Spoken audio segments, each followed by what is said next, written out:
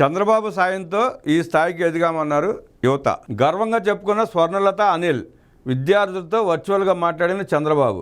TDP హయాంలో ప్రవేశపెట్టిన అంబేద్కర్ విదేశీ విద్యానిధి పథకం ద్వారా విదేశాల్లో ఉన్నత చదువులు అభ్యసించి నేడు మంచి ఉద్యోగం చేస్తున్న వారితో ప్రజావేదిక నుంచే ముఖ్యమంత్రి చంద్రబాబు వర్చువల్గా మాట్లాడారు.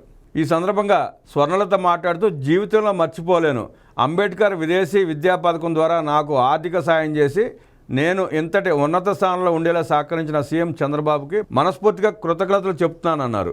ఆస్ట్రేలియాలో నెట్వర్క్ ఇంజనీర్గా వర్క్ చేస్తున్న కొర్వి రత్నలత మాది గుంటూరు జిల్లా వేములూరు పాటు గ్రామం, దిగువ మధ్యతరగతి కుటుంబం. 2014లో బీటెక్ కంప్యూటర్ సైన్స్ చేశాను. విదేశీ విద్యా పథకం గురించి తెలుసుకుని నా తండ్రి అప్లై చేయమన్నారు. నాకు పథకం కింద 10 లక్షల ఆర్థిక సాయం అందింది. విదేశీ విద్యతో నా జీవితం మారిపోయింది. సార్, మీరు చేసిన సాయం జీవితంలో మర్చిపోలేను. యువతకు మీరు ఆదర్శం అని ముఖ్యమంత్రి చంద్రబాబుతో వర్చువల్గా మాట్లాడారు. భావోద్వేగంతో కంటనీరు పెట్టుకున్న తండ్రి. ప్రజావేదిక నుంచే ముఖ్యమంత్రి చంద్రబాబు తన కుమార్తె రత్నలతతో మాట్లాడినప్పుడు ఆమె తండ్రి భావోద్వేగానికి గురయ్యారు.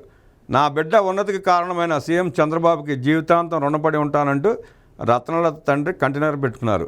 చంద్రబాబు చేసిన సాయం ఎప్పటికీ మర్చిపోలేమని కృతజ్ఞతలు తెలిపారు.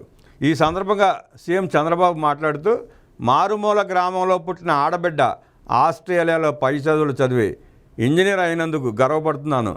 ఆమెను స్ఫూర్తిగా తీసుకుని యువత మరింత పైకి రావాలని ప్రజావేదిక నుంచి పిలుపునిచ్చారు. సొంతూళ్ళలో పేదలకు సాయం చేస్తాన్నారు అనిల్. కెనడాలో ఇంజనీర్గా స్థిరపడిన అనిల్ మాట్లాడుతూ, మాది గుంటూరు జిల్లా తెనాలి, తెలుగు మీడియంలో చదివాను.